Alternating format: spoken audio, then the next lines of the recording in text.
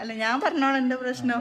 ഞാനല്ലേ പറയേണ്ടിയോട് പറഞ്ഞിട്ട് ഒരു കാര്യമല്ലേ, നിങ്ങളോടൊന്നും പറഞ്ഞു. ചില സോഷ്യൽ മീഡിയ ഓക്കെ, പെരുന്നാളിന് മൈലാഞ്ചി വാങ്ങി കൊടുത്തില്ല, ഡ്രസ്സ് എടുത്തു കൊടുത്തില്ല എന്നൊക്കെ പറഞ്ഞുകൊണ്ടാണ് ഷെഫിയെ കുറ്റം പറഞ്ഞുകൊണ്ടൊരു വീഡിയോ വരുന്നത്. അതായത് പെരുന്നാളിന് സംഭവിച്ചത് എന്താണ് എന്ന് പറഞ്ഞുകൊണ്ടുള്ള ഒരു വീഡിയോ.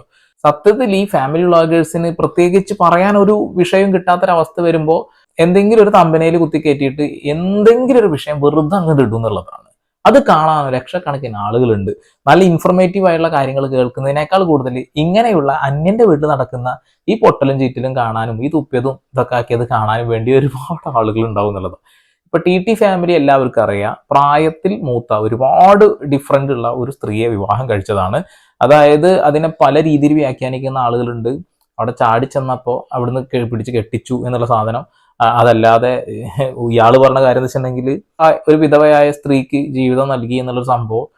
പിന്നെ ആളുകൾ ഇല്ലാവചനം പറഞ്ഞപ്പോൾ ആ സ്ത്രീയെ ചേർത്ത് പിടിച്ചു. അങ്ങനെ നല്ല രീതിയിലുള്ള സപ്പോർട്ടും നല്ല രീതിയിൽ ബാഡ് കമന്റ് കിട്ടുന്ന ഒരു ഫാമിലി വ്ളോഗേഴ്സ്. കഴിഞ്ഞ ദിവസം നടന്ന ഒരു വീഡിയോ ആണ്, ഇത് കാണാട്ടോ. ഇന്നലേക്ക് ഒരു മൂടുമില്ല. എന്താ ഞാൻ പറഞ്ഞിട്ട് മൈലാഞ്ചി വാങ്ങി തരാൻ പറഞ്ഞിട്ട് ഷെഫിനോട് പറഞ്ഞത് മോഡലില്ല, പഴയ മോഡലാണ്. മൈലാഞ്ചിക്ക് എന്നാ പഴയതും പുതിയതും മോഡൽ. പെരുന്നാളായ മൈലാഞ്ചി ഇടല് സുന്നത്താ, അതറിയോ? ഇവിടെ പറഞ്ഞ എടുക്കുന്ന നഖത്തിന് മൈലാഞ്ചിട്ട രസ, അല്ലാണ്ട് അമ്മായിമാരെ വട്ടത്തിൽ ഇങ്ങനെ ഫ്ലവറും അല്ലെ പുതിയ മറ്റേ ബ്രൈഡൽ. പെരുന്നാൾ ദിവസം മൈലാഞ്ചി ഇടുന്നത് സുന്നത്താണ്, ശരിയാ. പക്ഷെ ഒരു മതപരമായ ഒരു കാര്യം അവർ പറഞ്ഞത് കൊണ്ട് ഞാൻ പറയുന്നു എന്നുള്ളൂ, വേറെ രീതിയിൽ എടുക്കണ്ട. സുന്നത്താവണമെങ്കിൽ അത് ഭർത്താവിന്റെ പെർമിഷനോടുകൂടി ഇടണം എന്നുള്ള ഒരു കാര്യമുണ്ട്. ഇനി രണ്ടാമത്തെ കാര്യം, മൈലാഞ്ചി ഇടാം, അത് ആ പഴയ കാലഘട്ടത്തിൽ നമ്മൾ അരച്ചുണ്ടാക്കുന്ന ആ ഒരു മൈലാഞ്ചി കെമിക്കലൊന്നും ചേർക്കാതെ ഇടുന്ന മൈലാഞ്ചിയാണ് സുന്നത്ത്. ഈ കാലഘട്ടത്തിൽ വരുന്ന ഒരുപാട് പ്ലാസ്റ്റിക്കും മറ്റ് സാധനങ്ങൾ, എന്തൊക്കെയോ സിന്തറ്റിക് സാധനങ്ങളൊക്കെ കുത്തിക്കയറ്റി ഉണ്ടാക്കുന്ന പലതരത്തിലുള്ള മൈലാഞ്ചികളുണ്ട്.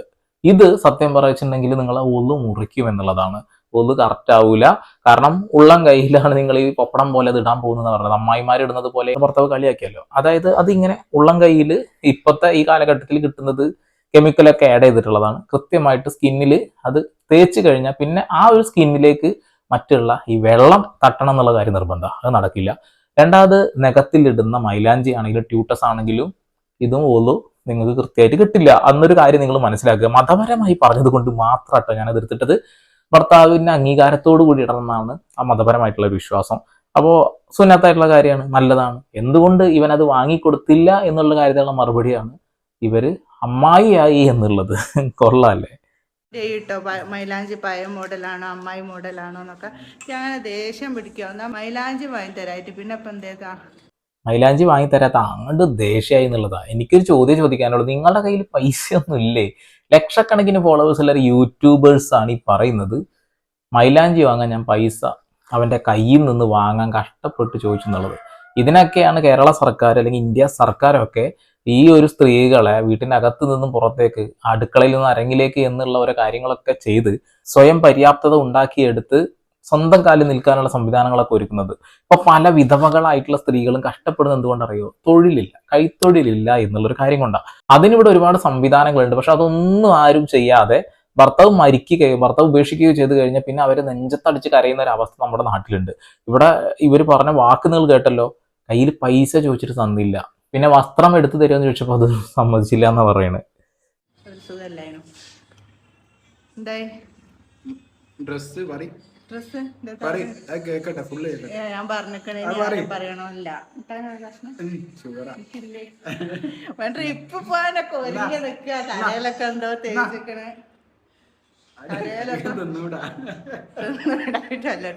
പല വീഡിയോയിലും ആവർത്തിക്കുന്ന ഒരു കാര്യം ഇതാണ്, ഇവർക്ക് ഷുഗറാണ്, കഴിക്കാൻ പറ്റില്ല, കണ്ണ് കാണില്ല, ചെവി കേൾക്കില്ല. അതിനെ അർത്ഥം ആളുകൾ കൂട്ടി വായിക്കുന്നത് എന്താ വെച്ചിട്ടുണ്ടെങ്കിൽ ഇവനെ അവരെ മടുത്തു എന്നുള്ള കാര്യമാണ്. ഇനി കമന്റ് ബോക്സിലേക്ക് പോവുകയാണെന്നുണ്ടെങ്കിൽ ഏറ്റവും കൂടുതൽ ആളുകൾ പറയുന്നത് ആ ഒരു പയ്യൻ വളരെ ചെറിയ പയ്യനാണല്ലോ, പക്ഷെ ആ ഒരു സ്ത്രീ എത്രയോ ഏജ് ഡിഫറൻറ്റ് തോന്നുന്നു. അവർക്ക് ആ ഒരു തടിയും കാര്യങ്ങളൊക്കെ കുറച്ച് ആ പയ്യന്റെ ഒപ്പം ആ ആരോഗ്യത്തോടു കൂടി എത്താനുള്ള ശ്രമമെങ്കിലും നടത്തിക്കൂടെ എന്നൊക്കെയാണ് കമന്റ് ബോക്സ്. കുറേയൊക്കെ നമുക്ക് ശരിയാണെന്ന് തോന്നുന്ന രീതിയിൽ തന്നെയാണ്.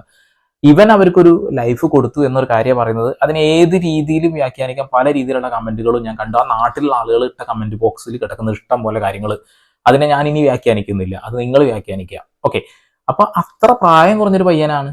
ആ ഒരു പയ്യന്റെ ആ ഒരു വൈബിന്റെ ഒപ്പം ഇവർക്ക് എത്താൻ കഴിയില്ല. കാരണം ഇവർക്ക് ഒരു തന്ത വൈബ് എന്ന് പറയുന്ന പോലെ ഒരു വൈബ് ഉണ്ട് അത്രേ, പല ആളുകളും പറയുന്ന. ചില ആളുകൾക്ക് സത്യം പറച്ചാൽ ആ ഒരു വൈബ് ഉണ്ട്. ഒരു പ്രായമായ ആളുകളുടെ വൈബ് എന്ന് പറഞ്ഞിട്ടുണ്ടെങ്കിൽ ഈ ന്യൂജൻ വൈബ് ആയിരിക്കില്ല. ഇവന് തീർച്ചയായിട്ടും പുതിയ ടെക്നോളജികളും പുതിയ പയ്യന്മാരായിട്ടൊക്കെ മിങ്കിൾ ചെയ്യുന്നത് കൊണ്ട് പുതിയ കാലഘട്ടത്തിലുള്ള ചിന്താഗതി ഇവന്റെ മനസ്സിലേക്ക് കയറി വരികയും ഭാവിയിൽ അയ്യോ ഞാൻ ചെയ്തതൊരു എടുത്തുചാട്ടമാണ് എന്ന് തോന്നൽ വരികയും ചെയ്യും. അതുകൊണ്ടൊക്കെ തന്നെ ഒരുപാട് വീഡിയോയിലും ശ്രദ്ധിക്കുന്ന ഒരു കാര്യമാണ് ഇവൻ പിന്നോട്ടടിക്കുന്നത് പോലെ, അതായത് ബാക്കിലോട്ട് പോയിക്കൊണ്ടേയിരിക്കുന്നത് പോലെ എനിക്ക് തോന്നുന്നു.